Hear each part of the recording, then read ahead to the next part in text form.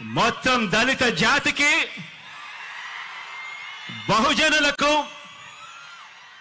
రాజ్యాంగాన్ని ప్రజాస్వామ్యాన్ని ప్రేమించే ప్రతి గుండెకు ఈ రోజు మీ జగన్ అభినందనలు తెలియజేస్తా ఉన్నాడు ఈ వేదికపై నుంచి.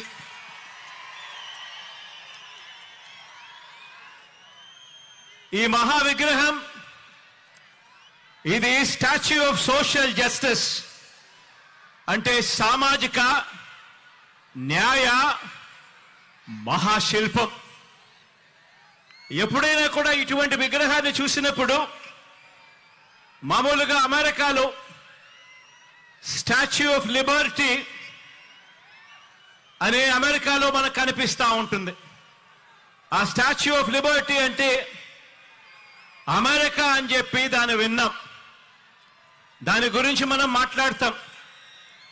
కానీ ఇక మీదటి నుంచి స్టాచ్యూ ఆఫ్ సోషల్ జస్టిస్ అంటే ఇక నుంచి ఇండియాలో విజయవాడ అని చెప్పి ఇక మీదటి నుంచి మారుమోగుతుంది.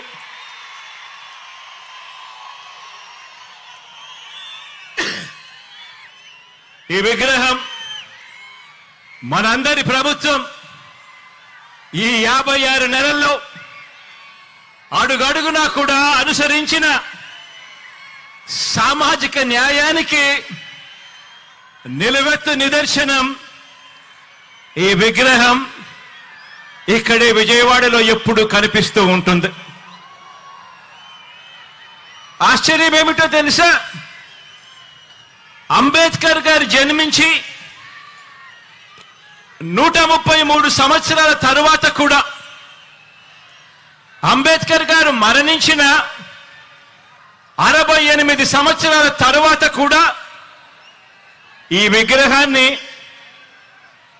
స్టాచ్యూ ఆఫ్ సోషల్ జస్టిస్ కింద, సామాజిక న్యాయ మహాశిల్పం కింద ఈ రోజుకి కూడా ఏర్పాటు చేసుకుంటా ఉన్నాం. ఆలోచన చేయమని అడుగుతా ఉన్నా. ఎందుకు చేస్తా ఉన్నాము?